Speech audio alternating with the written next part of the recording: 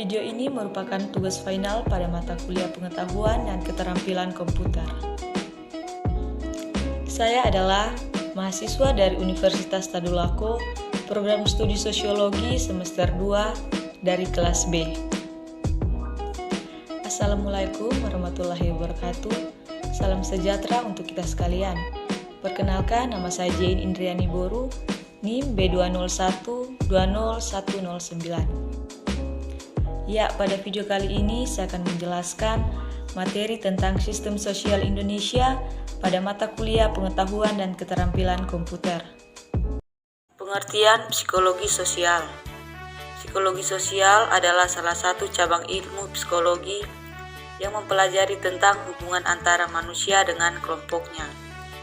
Hal ini dipengaruhi oleh perilaku manusia itu sendiri, sehingga dalam suatu lingkungan akan ada yang namanya pertengkaran, pertikaian, hingga perselisihan. Berdasarkan pengetahuan tersebut, psikologi sosial membuat intervensi untuk membentuk kepribadian dan tingkah laku manusia agar lebih adaptif dan tepat guna dalam situasi di mana manusia itu berada. Sejarah psikologi sosial sebenarnya belum tertata secara sempurna sebagai sebuah ilmu empiris tersendiri.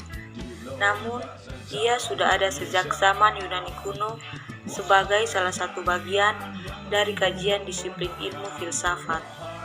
Tokoh filsafat Yunani klasik yang dikategorikan sebagai pemikir metafisika adalah Plato dan Aristoteles.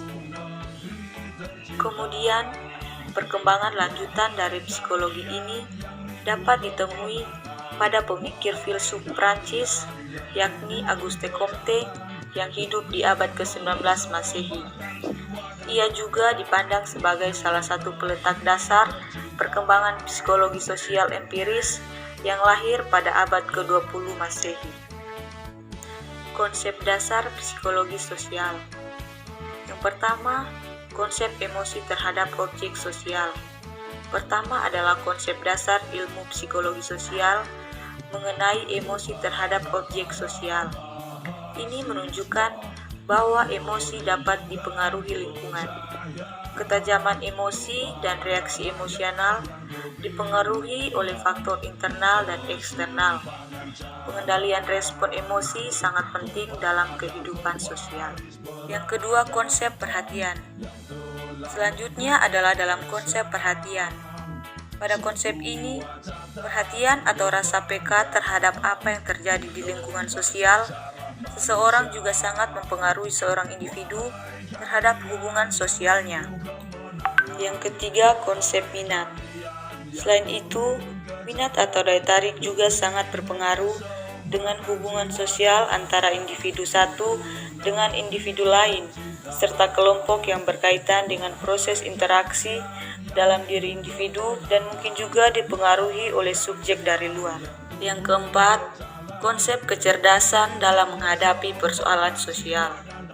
Selain itu, konsep dasar ini juga bisa didasarkan pada kecerdasan dalam menghadapi persoalan sosial. Ini merupakan modal dasar yang ada dalam diri individu dan mungkin juga dipengaruhi oleh subjek dari luar. Yang kelima, konsep sikap mental. Selain itu, konsep dasar ini juga bisa dilihat dari sikap seseorang. Sikap mental sendiri adalah reaksi yang timbul dari diri masing-masing individu jika ada rangsangan yang datang. Reaksi mental ini bisa bersifat positif, bisa bersifat negatif, namun juga bisa bersifat netral. Teori psikologi sosial. Pertama, Anda bisa melihat dari teori behavioristik. Pada teori ini lebih menekankan pada cara individu sebagai organisme membuat respon terhadap stimulus lingkungan melalui proses belajar. Dalam teori ini, hubungan yang terjadi adalah paradigma utama. Selain itu, juga bisa dilihat dari teori belajar sosial yang merupakan teori yang dikembangkan oleh penganut psikologi behavioristik. Teori ini mengemukakan bahwa perilaku sosial individu dipelajari dengan melakukannya langsung dan mengalami konsekuensi dari perilaku sosial tersebut. Teori yang satu ini dikemukakan oleh Kurt Lewin yang sama pemikirannya berbasis lapangan atau ruang hidup. Menurutnya, segenap peristiwa perilaku seperti bermimpi, berkeinginan, dan berkehendak adalah bagian dari ruang hidup. Teori selanjutnya adalah dari Gestalt dan kognitif. Mereka memandang individu sebagai agen yang aktif menerima, memanfaatkan, memanipulasi, serta mentransformasi informasi yang diperolehnya. Tujuan mempelajari ilmu psikologi sosial adalah untuk menghadapi situasi sosial yang semuanya tidak baik. Oleh sebab itu, setiap orang memerlukan pengetahuan tentang ini agar tidak mudah terpengaruh. Selain itu, juga untuk membekali diri dengan pengetahuan mengidentifikasi, menganalisis, menyusun alternatif, dan pemecahan masalah sosial. Tujuan lainnya adalah untuk membekali diri dengan kemampuan berkomunikasi yang baik antara sesama individu.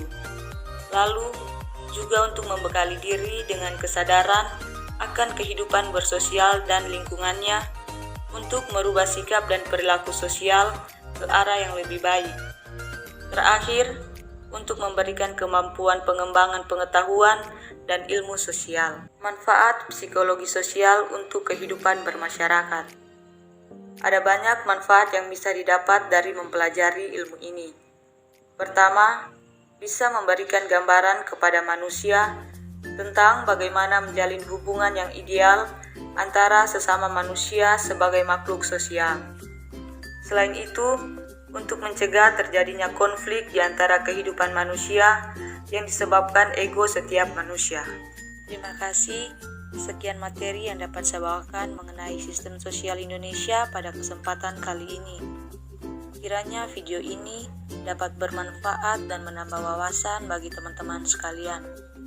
Akhir kata, wassalamualaikum warahmatullahi wabarakatuh. Salam sejahtera untuk kita sekalian.